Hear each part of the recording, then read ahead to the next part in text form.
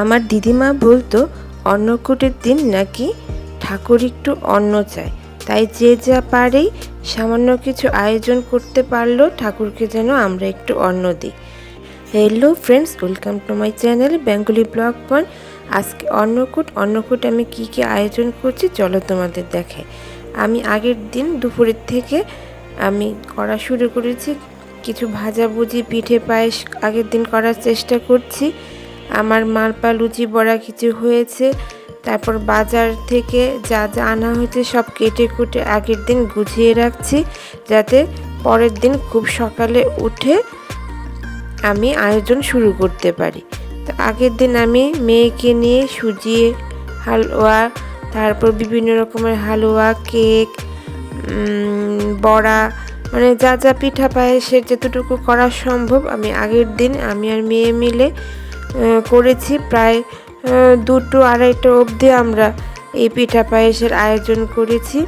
প্রথমে আমি ভাজাভুজিগুলি করেছি যাতে নষ্ট না হয়, মালপা, বড়া এগুলো। তারপরে সবশেষে ধরেছি দুধের আইটেম, আরেকদিকে চড়িয়েছি শিরার আইটেম। তো এখানে প্রথমে আমার পিঠার মধ্যে দুধ পুলি বসিয়েছি, পাটিসাপটা তৈরি হয়েছে। তো তাড়াতাড়ি সকালে উঠেই আমি রান্নার আয়োজন শুরু করে দিয়েছি। প্রথমে আমি ডাল সেদ্ধ করে 3-4 রকমের ডাল রান্না করছি। এই যেমন ধরো একটু টকের ডাল, একটু মিষ্টি ডাল, একটু শুক্তো, একটু মটর ডাল, এগুলো আগে করেছি। তারপর একটু ভাজাভুজি করছি, যতটুকু সম্ভব আমি সব কিছু থেকে একটু একটু ভাজাভুজি কেটে নিয়ে ভাজাভুজি করলাম। তারপর একদিকে অন্ন বসিয়েছি। অন্ন আমি 2-3 রকমের করেছি, একটু সাদা অন্ন, তারপর একটু বাসন্তী পোলাও করব, একটু খিচুড়ি করব। তো এই করতে করতে আমার ছোট যা চলে এসেছে। আজকে আমার মেয়ে আমার সাথে নেই, সকালে উঠে সে কলেজে চলে গেছে। তো আমার ছোট যা এসে আমার সাথে হাতে হাত লাগাচ্ছে, যার জন্য আমাকে বেশি একটা বেগ পেতে হয়নি। তো ও ভাজাভুজি বাকি যে ছিল এগুলো করে তারপর সব কিছু আমি সামনে এনে দিয়েছি। ও আস্তে আস্তে আমার ভোগটা তৈরি করে দিচ্ছে। তো আমার প্রায় ভোগ রেডি করতে করতে 2 থেকে 2:30টা বেজে গেছে। তারপর সব কিছু সাজিয়ে আমি পুজোয় বসে গেলাম, কারণ অন্নকূটের দিন একটু দেরি হয়। আমার প্রায় 118 রকমের উপাদান হয়েছে, মানে আমি আইটেম করতে পেরেছি।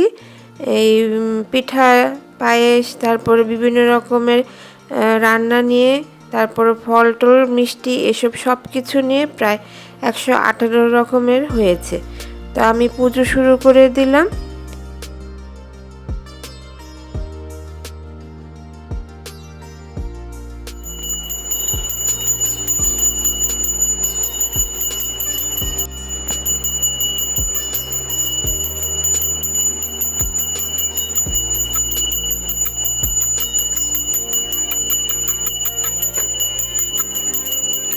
পুজো শেষ করে তারপর আমরা আস্তে আস্তে সবাই মিলে একসাথে প্রসাদ নিলাম।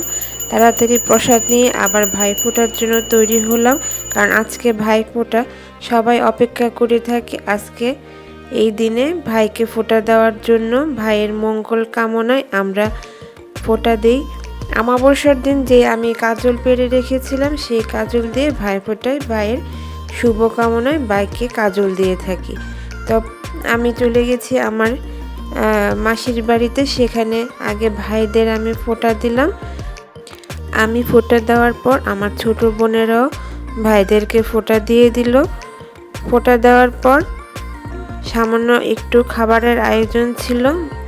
তো আমার যেহেতু পরবর্তীতে শ্বশুর বাড়িতে ফোঁটার আয়োজন আছে, তাই আমি প্রথম পর্ব মানে লুচি, মুরগি বিভিন্ন রকম খেয়ে দিয়ে চলে এলাম বাড়িতে এসে দেখি আমার ছেলে মেয়েরা সব চলে এসেছে। আমার মেয়ে ভাইদেরকে ফোঁটা দিচ্ছে। এই বছর আমার গোপালের প্রথম ভাই ফোঁটা। তো ভাইকে নিয়ে বসে আছে, আর বোন গোপুকে সাথে সাথে ফোঁটা দিচ্ছে। আমার মেয়ে দেওয়ার পর ওর বোনও ফোঁটা দিল। তো এখানে ফোঁটা দেওয়ার পর্ব শেষ করে তারপর সবাই মিলে চলে গেছে আমার ছোট ননদের বাড়ি। সেখানে আবার আরেক পর্ব ভাইফোঁটা চলছে, সব ভাইরা এখানে এসে উপস্থিত হয়েছে। ছোটদের পর্ব শেষ হওয়ার পর বড় মানে আমার হাজবেন্ড ননদের ভাইফোঁটা হলো। এইভাবে আজকের এই সুন্দর দিনটি কাটিয়েছি।